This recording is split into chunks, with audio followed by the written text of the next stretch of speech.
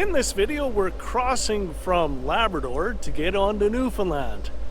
And we're going to show you Meadows, which is a Nordic village that was discovered dating back to the year 1000. And that's like predating Cabot and Columbus by 500 years or so. That's right. And we're going to go to Gros Morne National Park. So let's get going.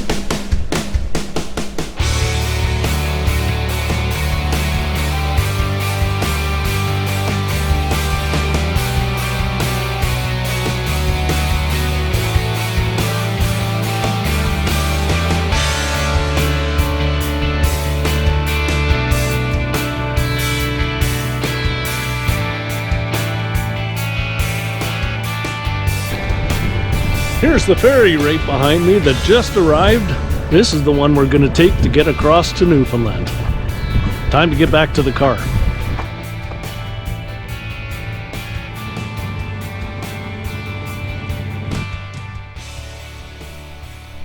We're here today at a location that both of us really wanted to get to in northwest Newfoundland. It's a National Historic Site operated by Parks Canada right now. And it's a UNESCO World Heritage location also. What's the place called? Anse aux Meadows. So in 1960, this was actually discovered as a Norse camp. So they've dated it back to 1000 years AD, and it's a camp where the Norsemen came here from Iceland. It's important to my heritage too, because this is a location where some of the Vikings and the Norse people, including people from Iceland, came to. And the way they found this location was through sagas that were written by Icelandic monks back in the day. So we're going to walk by the excavation sites, which they discovered in 1960, and they further on excavated in the 1970s.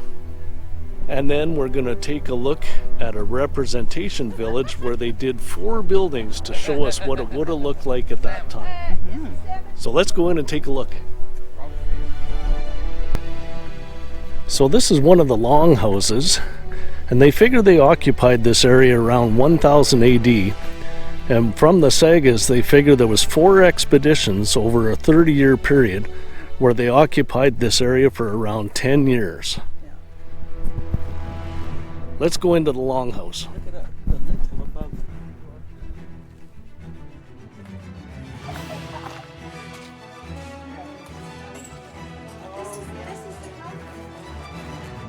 This area would have been the leaders' area where they got the bed cabinets on either side, and they actually had a washroom. This is the locksmith. Yeah. This is your living quarters. So do you know how we always do up our houses? They would have put a bark on it and pitched it. There's part of the time is pitch. Right, ball down 3 step. Yeah.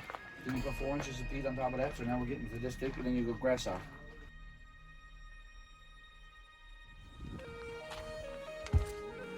This is a replica of the small house where the servants and slaves would have stayed.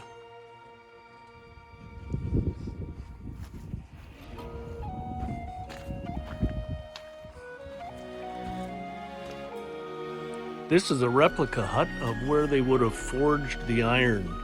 And around the year 1000, what they would have forged iron for was the nails to repair their ships. Now, close to your eyes. That's it. Yeah. Helmet over the shield, just your eyes.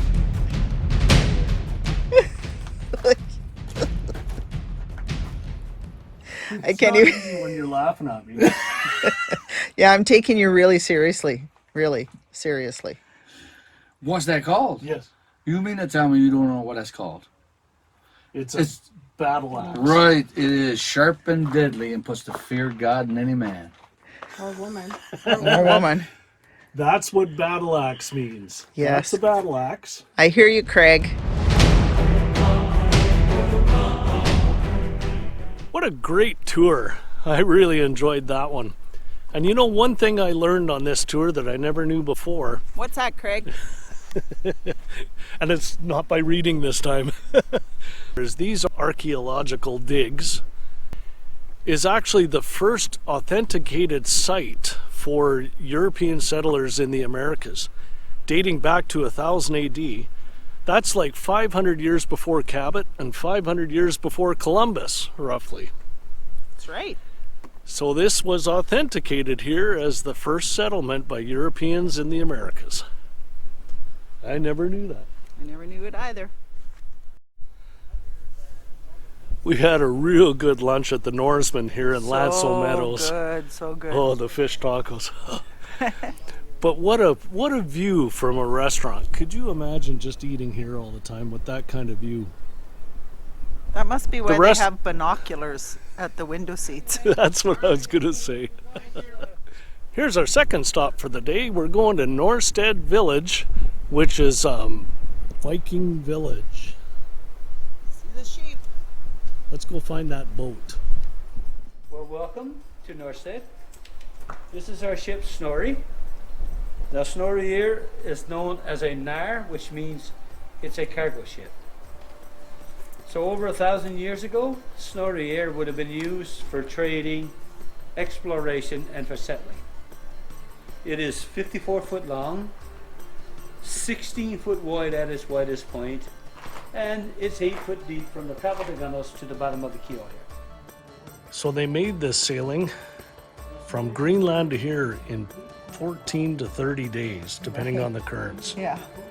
25 crew, and they were expected to eat, live, and sleep on the deck.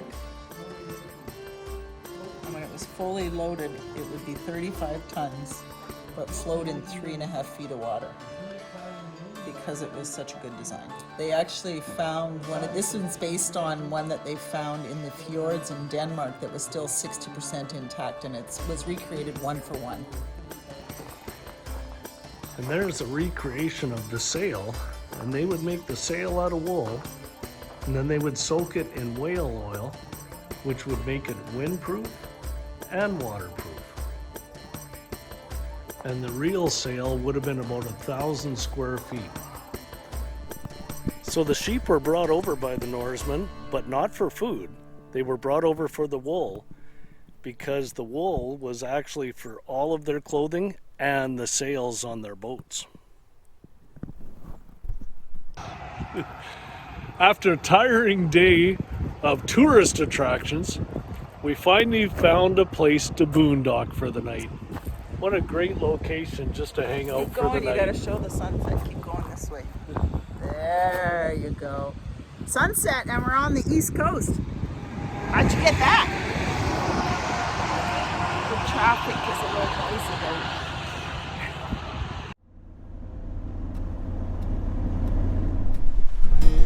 We're here at Arches Provincial Park, and this is where we intended to camp out last night, but we ran out of daylight, so we found another place instead that was really nice.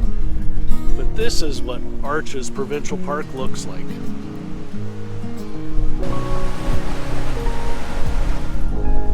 Well, that was a cool little stop just off the highway coming down from northwest Newfoundland. Yeah. And it's just about 300 meters off the highway, so what a great place to stop. Yeah, it's beautiful.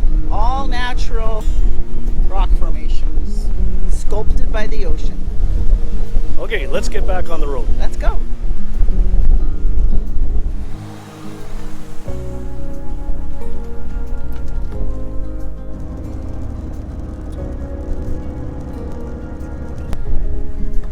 We're now going to go on a hike.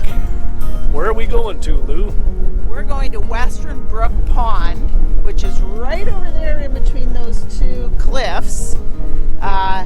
Don't be fooled by the name. It's actually a huge lake, and it's pretty rare because it's a landlocked fjord caused by glaciers. So let's go. Let's go. Got my rain jacket on. Here we go.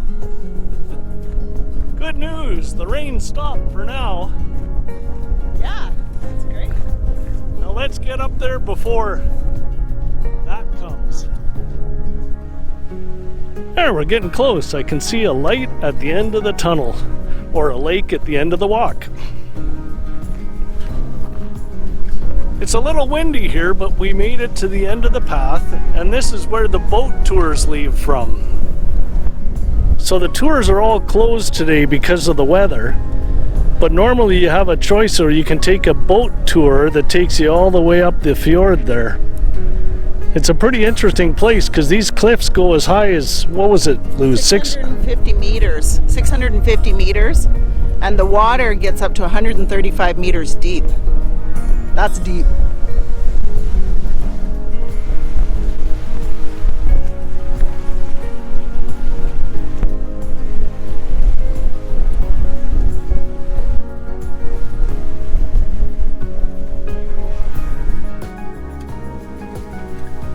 Made it back, just in time.